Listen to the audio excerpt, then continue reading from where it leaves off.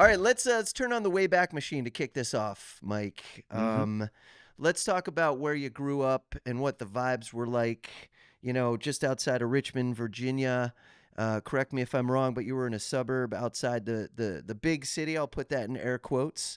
But what were the vibes out there near Richmond at the time you were growing up, and what were the kids um, into? Probably like a lot of other cities, and again, you say a suburb right outside of Richmond. I lived closer to city schools than I did to county schools because of Okay, redlining and all of those types of things. And the county that I lived in, or the eastern part of the county that I lived in, and actually I ended up moving back here after my career was over. Um, I mean, it's because of the way the city neighborhoods are. A lot of the black population is kind of pushed into that area. So we hmm, we were the city, yeah, essentially. You know what I'm sure, saying? sure. Um, and like I tell people, man, like I think like something like, I don't know, 7 of the last 11 state championships in football have come out of this area. In the state of Virginia, it's something in the water, something in the mud, as they all like to say. We're about an hour and a half from Virginia Beach in Norfolk. That's where the Michael Vicks, the Allen Iversons, and all of those guys come from. It's a rich, rich, rich tradition of genetics, is like I like to say it, from this area. And there's a history of that, and I ain't gonna necessarily get into it, but there's a history of why that is specifically Hmm. in the Richmond, Virginia area. But the vibes were cool, man. You know what? I don't have any complaints. Yeah, I had, the drug dealers and, the pimps and all that stuff around the neighborhood and stuff like that, man. But I can honestly say they did not allow me to partake in anything. It's almost like I had a bunch of older guys around me that saw something in me before I could see it, and they just wouldn't allow me. They just wouldn't allow it. Oh, Mike coming. All right, you put that away. Let's hang with Mike. Or, Mike, you need to get away from this because you want something different. And as I still see these guys that are alive and out of jail and stuff like that, man. I always tell them thank you, man, because I wouldn't be where I'm at today if it wasn't for those influences. Wow, that's crazy. All right, I got a random question for you when it comes to Richmond, Mike. So there's this little chicken spot in Sharon, Pennsylvania, just across the border from where I grew up. I grew up in a small town called Warren, Ohio. It was about, near Yeah. Youngstown, so like 10, Yep. 15 minutes from the border of Pennsylvania, okay? And we'd Yep. all go over to Sharon, Pennsylvania, because there was this all you can eat chicken wing spot called Quaker Steak and Lube.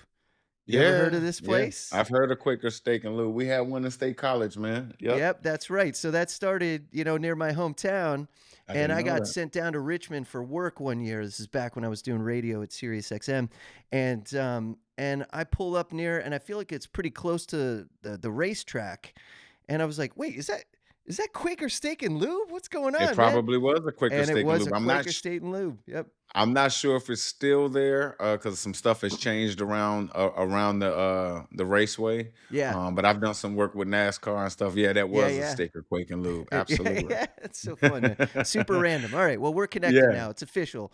We've eaten the it's same from the same source. I'll say. it's So all good, so man. maybe I I'll be don't a eat chicken no pro more. athlete now. Maybe I'll be a pro Yeah. athlete now. I don't eat chicken or meat no more, but Okay. when I did, it was a good place to go. Yeah, So yeah, yeah. it's Gotcha, all gotcha. good. All right. So let me ask you this: when you were playing in high school, first of all, a lot of people could know you from a lot of different facets, a lot of different Mhm. positions, depending on where they are in your timeline when they entered Mhm. your life. So if I'm a high school classmate of you, I know you as a quarterback on the football field.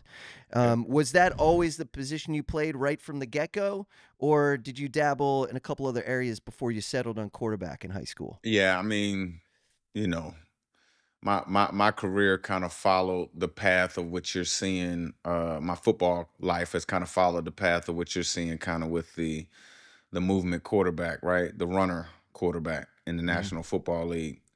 10, 15 years ago, that guy had to switch positions. You know what I'm saying? Right. 20 years ago, definitely that guy had to switch positions. And so that was kind of always my plight, even through high school. I would always kind of be the quarterback, be in the quarterback room. Um, we may have had, you know, a lack of speed on the outside or a lack of speed in the running back position or whatever the case may be, and I would always kind of fit in at another position too to put the best 11 on the field always at a time. And so my versatility has been a gift and a curse, right? It's been a gift because I've always been able to play. No matter Right. what team I've been on, I've always been able to play. They've always been able to find a position that I can help the team.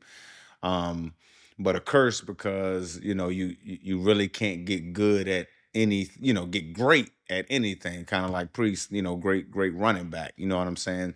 Because I was moved around a lot. And until I got to the NFL and was able to focus on just the fullback position, and that's when I kind of took off and got the all pros and all those types of things. But Sure. in high school, man, you know how it is, man. Is the biggest, strongest, fastest guy usually gets the ball a lot more, and I go score, and that's what I did. Y'all talking about different positions, and I know, Mike, you were talking about, playing the quarterback position. I had the rude and the unfortunate introduction to having to play another position was when I got into the league. Now, just mind you, I didn't play running Wow. back all my life, right? Um, Uh-huh. and there might have been only one stint in time where I had to play defensive back, but that was very short-lived, all right? Got beat with a like a 70-yard Yeah. bomb over my head, and I was like, "I ain't never playing that position again." But I get into the league, I go to Baltimore in Love it. '97, right? Ted Marchibroda tells me the only way you're gonna make Mhm. this team is you're gonna make it playing special teams. Now, the gunner position, Okay. having to play vice, returner, so I learned very quickly, playing a different position, but it was all special team positions, and so I had to make that adjustment in '97, my rookie season, that I knew if I was ever gonna touch that field, I gotta show these coaches, you know what I mean, that I can make this adjustment. So, um, I had one of the guys that played, his name was Benny Thompson. So I don't know about this old school player name Okay. if you ever heard, but Benny Thompson, one of those guys that he might be dipping, smoking, or drinking at some point during the locker room to the field. It's one of those things. And so he stayed with a Yep. big mouth of That's chew in his 70s mouth, and style. he's Yeah. spitting everywhere. And you're like, man, this is unruly.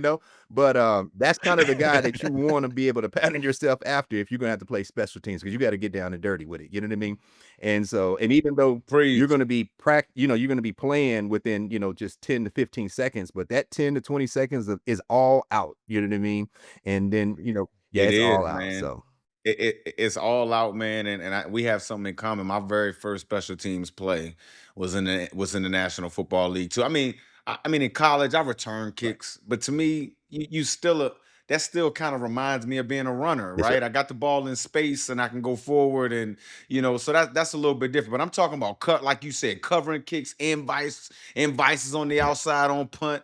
I had never did anything like that exactly. before, and running down, man, playing the Chicago Bears, man. And I'm thinking I'm gonna make a tackle, and all of a sudden, boom! I'm like, what just happened? All I'm seeing is sky grass, sky grass, sky grass. Like, dude, just clean me Yeah. out, man. You got to keep your head on the But swivel, boy. you had to, man. But to your point, man, special teams toughens you Yes. up.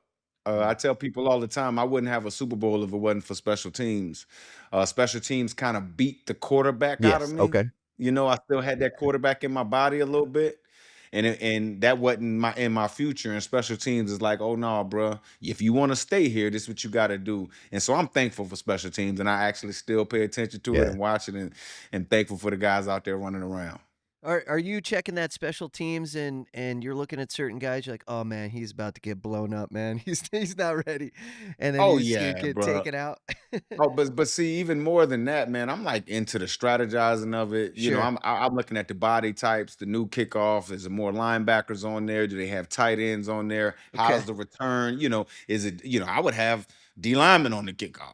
Mhm. Those guys can run and they big and it's a condensed spot. I would pop it up and have nothing but 300-pound guys that can run a 4.7, four Mhm. eight running down there on them and Ooh. just make it a physical Yeah. play. You know what I'm Four saying? Make it a seven, power four play. eight, man. Yeah, for Hey 300 man. pounders. That's where they're at. That's where we're at these days, man. It's crazy. Breaking news from Bet365. New customers bet $5 and get $150 in bonus bets, win or lose. Sign up, place a bet for $5 and get $150 in bonus bets, win or lose. Bonus bets can be used on the spread, player props, futures, and so much more. Whatever the moment, it's never ordinary at Bet365. Hey, do you have a gambling problem? Call or text 1-800-GAMBLER in Arizona, Colorado, Illinois, Indiana, Kansas, Kentucky, Louisiana, Maryland, North Carolina, New Jersey, Ohio, Pennsylvania, Tennessee, and Virginia. Or 1-800-BETS-OFF in Iowa. 21 plus only, 18 plus in Kentucky. Please gamble responsibly. Must be present in Arizona, Colorado, Iowa, Illinois, Indiana, Kansas, Kentucky, and select parishes in Louisiana, Maryland, North Carolina, New Jersey, Ohio, Pennsylvania, Tennessee, and Virginia. $10 minimum deposit required. Terms and conditions apply. In-app only.